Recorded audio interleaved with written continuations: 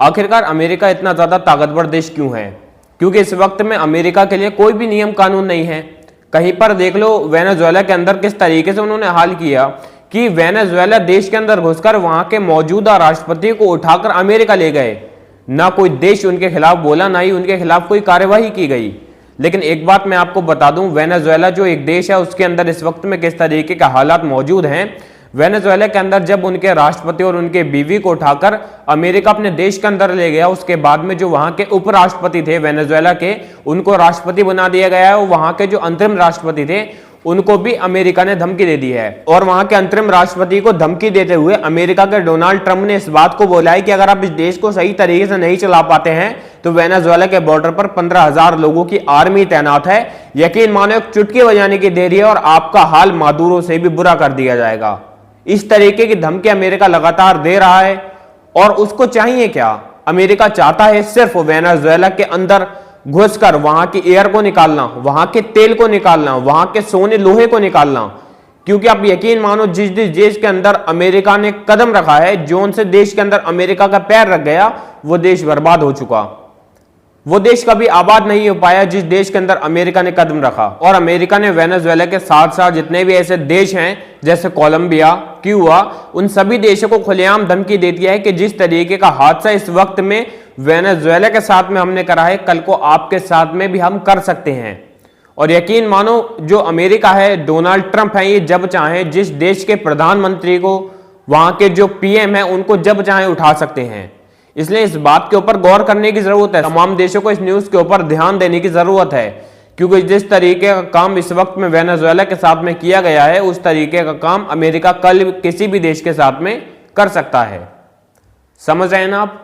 Venezuela के राष्ट्रपति को किस तरीके से चुटकी बजाकर वो उठाकर ले गए, उन्हें कोई रोकने वाला पैदा नहीं हुआ। हालांकि जो उनके देश की आर्मी थी उस तक ने उन्हें नहीं रोका। उसकी वजह क्या थी मैंने आपको कल की वीडियो में बता दी थी। तो आखिरकार ये ताकत अमेरिका के पास में कहां से आ रही है? सबसे पहला पॉइंट, अमेरिका एक परमाणु देश है।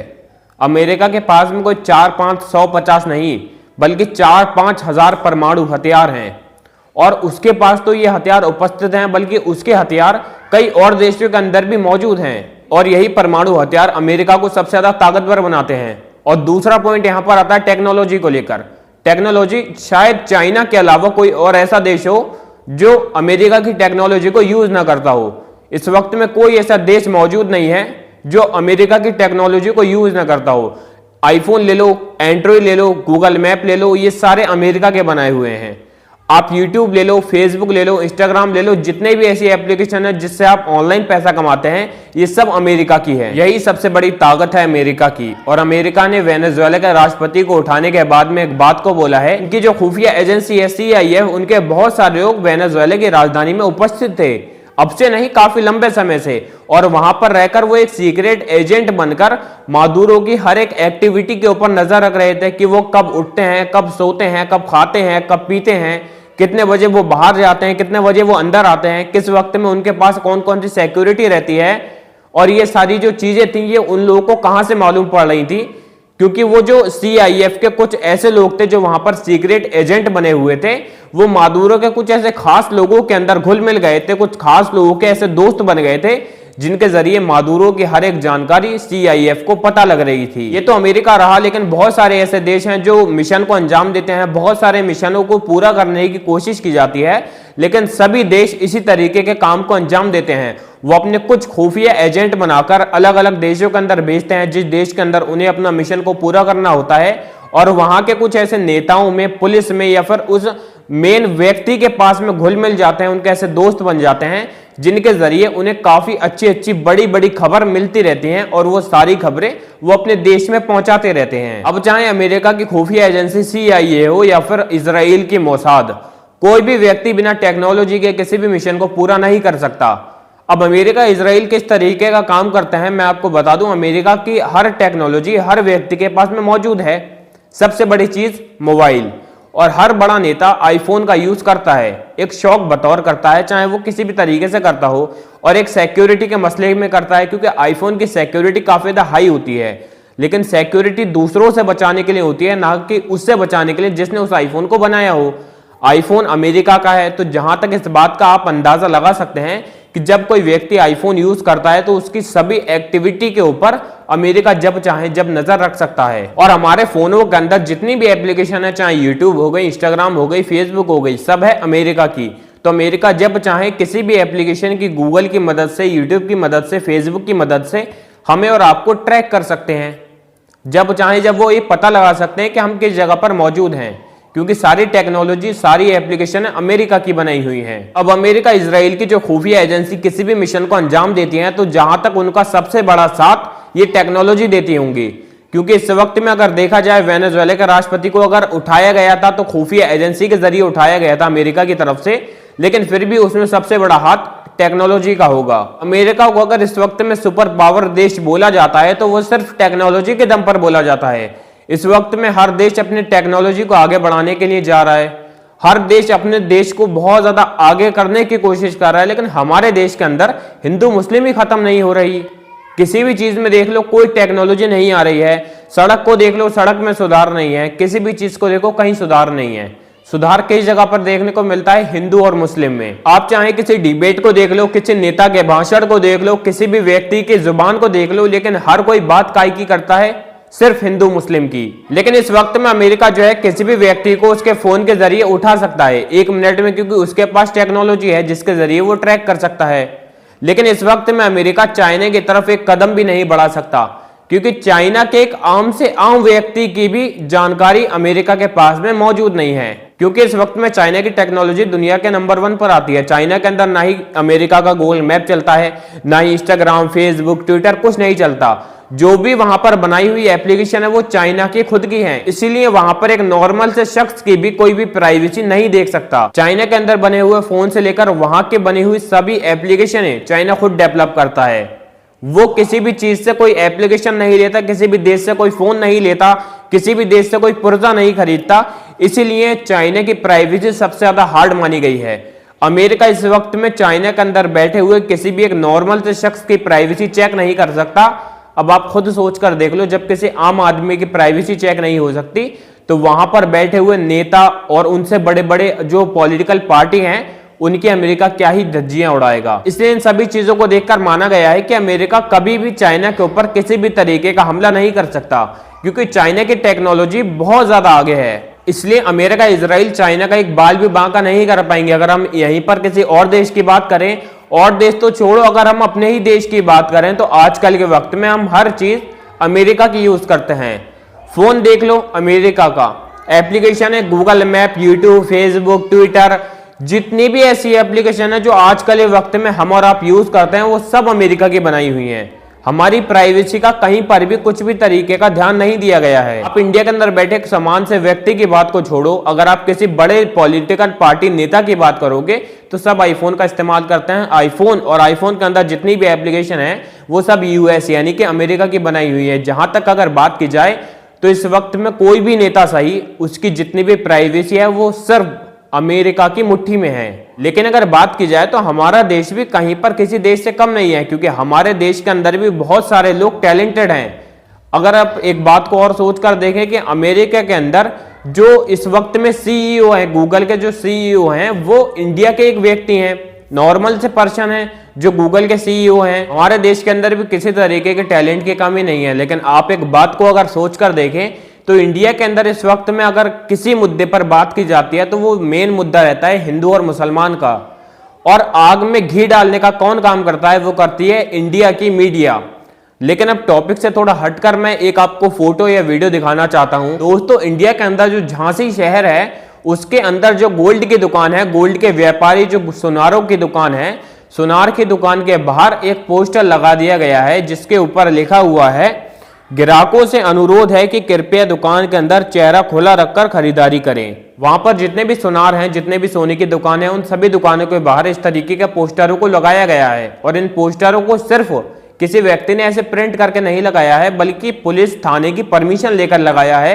आप लोगों ने देखा होगा वहां पर जो है मोहर लगी हुई है उस फोटो के ऊपर। इस पोस्टर के ऊपर आपने कहीं पर देखा, कहीं बुरखे का जिक्र आया हो, किसी नकाब का जिक्र आया हो, या किसी मुसलमान शख्स का या किसी धर्म को लेकर जिक्र आया हो?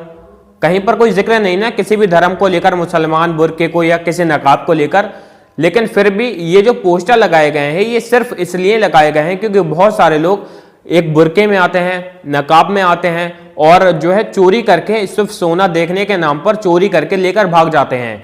और जब उनकी जो है रिपोर्ट लेकर थाने के अंदर जाया जाता है तब पता लगता है सीसीटीवी के अंदर उनका पूरा चेहरा नहीं आया जिसकी तरीके से उनकी शिनाख्त की जा सके कि वो शख्स कहाँ का रहने वाला है या उसके खिलाफ कोई क्रिमिनल रिकॉर्ड है या नहीं।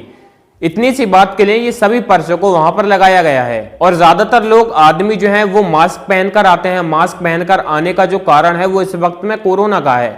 कोरोना काल से आज तक जो है ये ट्रेंड बन चुका है कि इंसान जो है जो मास्क लगाकर आना चाहता है वो मास्क लगा ले, उसको कोई ये नहीं पूछता कि आपने मास्क क्यों लगाया है।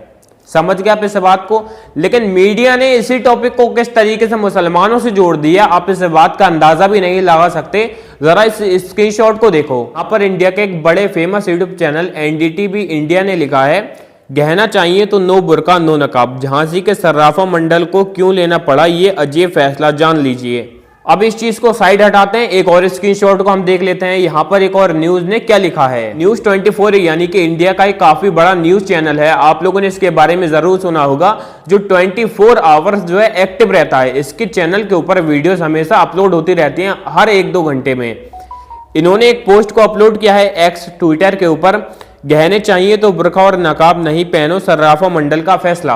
आप खुद सोचकर देखो, एक पोस्टर लगाया गया है सिर्फ इसलिए कि अगर कोई शख्स दुकान के अंदर आता है, चोरी के इरादे से चोर आता है, तो वो इसको पढ़कर अपना जो है नकाब उतार दे, अपना जो है मास्क उतार दे। सिर्फ इसलिए लगाया गया है। लोग चोरी से बच रहे थे, परेशान हो रहे थे, बहुत सारे केस चोरी के सामने आ रहे हैं, लेकिन इस नफरती मीडिया ने किस तरीके से इस चीज को, इस पर्चे को मुसलमानों से जोड़ दिया, नकाब बुरके से जोड़ दिया, जबकि इस पर्चे के अंदर, इस प्रिंट के अंदर किसी भी तरीके का कोई मुसलमान, किसी भी धर्म का कोई जिक्र ही नहीं आया है। ये नफरती मीडिया जिनका ब्रेन वॉश कर रहा है कि लोग जो है हिंदू मुस्लिम को समझ सके, तो जो जिन लोगों का ब्रेन वॉश कर रहा है वो शायद सुनार के यहाँ जाते भी नहीं होंगे, क्योंकि पैसा होगा तब जाएंगे ना सुनार के पास। जिनका ये ब्रेन वॉश करने की कोशिश कर रहा है उनके घर में खाने को भी रोटी नहीं है सही से, वो सुनार के पास में क्या ही जाएंगे। और इस नफरती मीडिया को एक जवाब देना चाहता हूं कि जो सुनार की दुकानें होती हैं वहां पर अब भी बहुत सारी हिंदू महिलाएं घूंघट कर जाती हैं, क्योंकि इस तरीके का रिवाज आज भी गांवों के अंदर मौजूद है। मैं जिस जगह पर उपस्थित हूं, मैं जिस जगह पर रहता हूं, उस जगह पर मैं देखता हूं हिंदू महिलाएं सुनारों की दुकान पर घूंघट कर जाती हैं, मुसलमान महिलाएं नकाब ओढ़ कर जाती हैं। कृपया करके इन सभी न्यूज चैनल से मेरा इतना ज्यादा विरोध है कि यार अगर कोई न्यूज आया करे तो उसको तुम जो है उल्टे तरीके से मत दिखाया करो। पब्लिक को तुम पागल बनाते हो, लोगों के बीच में नफरत फैलाने का काम और कोई नहीं, सिर्फ तुम लोग करते हो। यार जितने मेरे भाई बहन इस वीडियो को देख रहे हैं, आप एक बात को सोचकर देखो, अगर हम सभी लोग इन चीजों पर ध्यान देंगे तो टेक्नोलॉजी पर कौन ध्यान देगा। अगर टेक्नोलॉजी नहीं आएगी, अमेरिका को लोग सुपर पावर देश क्यों मानते हैं? सिर्फ टेक्नोलॉजी के माध्यम से। टेक्नोलॉजी है उसकी काफी आगे, हर देश के अंदर वो जिस भी देश को चाहे उस देश को ट्रैक कर सकता है, सिर्फ चीन को छोड़कर, चाइना को छोड़कर, क्योंकि उसकी टेक्नोलॉजी अमेरिका से भी आगे है। तो मेरे भाई अगर हम और आप टेक्नोलॉजी के ऊपर सवाल उठाएंगे तो ये देश के अंदर टेक्नोलॉजी बढ़ाने का काम किया जाएगा। लेकिन ज्यादातर लोग क्या करते हैं, हिंदू मुस्लिम के पोस्टरों को देखा, लाइक करा, कमेंट करा, शेयर करा। तो मेरे भाई अगर आप इन सभी कामों पर ध्यान दोगे तो यहीं तक सीमित रह जाओगे। बांग्लादेश जो है, बांग्लादेश की न्यूज काफी ज्यादा वायरल हो रही है। बांग्लादेश के अंदर जो है इस वक्त में जो क्रिकेटर के न्यूज है वो बहुत ज्यादा वायरल हो रही है कि शाहरुख खान ने एक क्रिकेटर को, बांग्लादेशी क्रिकेटर को अपनी टीम में ले लिया। और इस वक्त में जैसे नफरती देश माना गया है, अपना दुश्मन देश माना गया है, तो वो पाकिस्तान को माना गया है। भाई वो खुला हुआ देश है, उसने हमारे देश के अंदर 26/11 जैसे कई अटैक किए, इसीलिए पाकिस्तान हमारा एक दुश्मन देश है। लेकिन बांग्लादेश को अभी सरकार ने घोषित नहीं किया है कि बांग्लादेश हमारा जो है एक दुश्मन देश है, क्योंकि इस वक्त में बांग्लादेश के जो पूर्व राष्ट्रपति थे वो उनका देहांत हो गया था। तो हमारे सरकारी लोग, इंडिया से सरकारी लोग, बहुत सारे लोग बांग्लादेश के अंदर उनके पास गए थे। और आप लोग को एक न्यूज दे दूं कि केकेआर का जो मालिक है वो शाहरुख खान नहीं है। शाहरुख खान के पास में 55% हिस्सा है केकेआर टीम का, और जो 45% जो हिस्सा है वो मेहता ग्रुप के पास में है। इसका जो 45% हिस्सा है वो जूही चावला और उनके हस्बैंड के पास में है। ऐसा नहीं है कि सारा जो केकेआर जो टीम है उनके ओनर सिर्फ शाहरुख खान अकेले हैं। और सिर्फ शाहरुख खान का नाम लेकर किस तरीके से इंडिया के अंदर बवाल मचा दिया गया, किस तरीके से जिहादी बोला गया और बहुत सारी चीजों को जो है इस क्रिकेटर को बहुत सारे लोगों ने नाम दिया और लास्ट में इसका अंजाम क्या निकलता है कि बीसीसीआई ने मुस्तफिजुर रहमान को रिलीज कर दिया। अब देखो इस साल में वर्ल्ड कप शुरू होने जा रहा है और बांग्लादेश के 3-4 मैच हमारे इंडिया के अंदर भी हैं। अभी जो वर्ल्ड कप इंडिया के अंदर हो रहा है जो है, पहले तो पाकिस्तान इस वक्त में आ नहीं रहा है इंडिया के साथ में खेलने के लिए, बांग्लादेश आ रहा था, तो अब इस न्यूज के बाद में बांग्लादेश भी इस बार खेलने से मना कर रहा है। इस वक्त में ताजा खबर यह है कि बांग्लादेश के अंदर आईपीएल के प्रसारण को लेकर रोक लगा दी गई है। जैसे कि आईपीएल का मैच बांग्लादेश के साथ में होता है तो वो बांग्लादेश के अंदर इंडिया का खेल बांग्लादेश के अंदर नहीं दिखाया जाएगा, और भी खेल इंडिया के अंदर होते हैं तो वो बांग्लादेश के अंदर टीवियों पर, फोनों पर नहीं दिखाए जाएंगे। बांग्लादेश अगर इंडिया के साथ में नहीं खेलता है तब भी नुकसान करोड़ों का इंडिया को ही होने वाला है। जिस तरीके का हादसा बांग्लादेश के दीपू के साथ में हुआ, इस तरीके के हादसे पर मैं भी निंदा करता हूं। मैंने एक वीडियो बनाकर भी अपलोड की थी, शायद आप लोगों ने देखी हो कि किस तरीके की मैंने निंदा की थी वहां पर। और मैं एक चीज बता दूं, इंडिया की जो सरकार है उनको भी बांग्लादेश के ऊपर प्रेशर डालना चाहिए था कि अगर आज के बाद में बांग्लादेश के अंदर किसी भी तरीके का इस तरीके का हादसा होता है, किसी हिंदू की जान ली जाती है, तो उसके ऊपर हम भी कड़ी से कड़ी कार्रवाई करेंगे, आपका विरोध किया जाएगा। उस वक्त में इंडिया की सरकार को वहां से संबंध खत्म कर देने चाहिए थे, लेकिन ये सब तो नहीं हुआ। लेकिन जरा से मुद्दे को लेकर किस तरीके से इंडिया के अंदर बांग्लादेश के अंदर तनाव पैदा किया जा रहा है, जरा सारे क्रिकेटर को लेकर किस तरीके से हल्ला किया जा रहा है, न्यूज चैनलों के ऊपर वीडियो बनाई जा रही हैं, इन जरा सारी बात को लेकर इस वक्त में इंडिया बांग्लादेश के अंदर तनाव काफी ज्यादा बढ़ चुका है। चलो अब इस सभी चीजों को साइड में हटाकर मैं आपको एक और न्यूज बता देना चाहता हूं। इस वक्त में डोनाल्ड ट्रंप की तरफ से एक मैसेज आया है कि वो कह रहे हैं कि भाई प्रधानमंत्री जो मोदी जी हैं वो एक बहुत अच्छे आदमी हैं और वो सोच रहे हैं कि मैं उनसे इस वक्त में नाराज हूं, तो उन्होंने रूस से जो है तेल ना लेने का ऐलान कर दिया है। इंडिया जो है वो रूस से इस वक्त में तेल खरीदता है और रूस इंडिया का काफी अच्छा जो है दोस्त भी है। लेकिन डोनाल्ड ट्रंप ने इस बात को बोला था कि अगर आपने रूस से तेल खरीदना बंद नहीं किया तो हम आपके ऊपर टैरिफ लगा देंगे, और हाँ शायद टैरिफ लगा भी दिया था। डोनाल्ड ट्रंप ने इस बात को बोला है कि हम टैरिफ को और ज्यादा बढ़ा देंगे। लेकिन इस वक्त में जो है डोनाल्ड ट्रंप ने मोदी जी को बोला है कि वो ये सोच रहे हैं कि मैं उनसे काफी ज्यादा नाराज हूं, इसलिए उन्होंने रूस से तेल ना लेने का वादा कर दिया है। तो डोनाल्ड ट्रंप ने इस बात को बोला है कि हम टैरिफ को और ज्यादा बढ़ा देंगे अगर आपने तेल लेना बंद नहीं किया। और डोनाल्ड ट्रंप बोल रहे हैं कि भाई इस बात को लेकर मोदी जी हो सकता है कि मुझसे काफी ज्यादा नाराज हैं। इस वक्त में डोनाल्ड ट्रंप इसी तरीके से पूरी दुनिया पर अपना हक जमाना चाहता है, पूरी दुनिया का जो है राजा बनना चाहता है। लेकिन एक बात मैं आपको बता दूं, अगर हम मुट्ठी बंद करके एक दूसरे के साथ में खड़े हो जाएं और इस देश को जो है आगे बढ़ने की कोशिश करें, टेक्नोलॉजी को बढ़ाने की कोशिश करें, तो डोनाल्ड ट्रंप अमेरिका जैसा कोई भी देश या कितने ही बड़ा ताकतवर देश क्यों ना हो, वो इंडिया का जरा सा बाल बांका भी नहीं कर सकता। फिलहाल मिडिल ईस्ट के अंदर और भी कई सारे देशों के अंदर जो भी न्यूज चल रही थी, वायरल हो रही थी, मैंने आपको पूरी तरीके से बताने की कोशिश की है। फिलहाल अगर आपको मेरी वीडियो पसंद आए, वीडियो को लाइक करके चैनल को सब्सक्राइब कर देना। जय हिंद, जय भारत।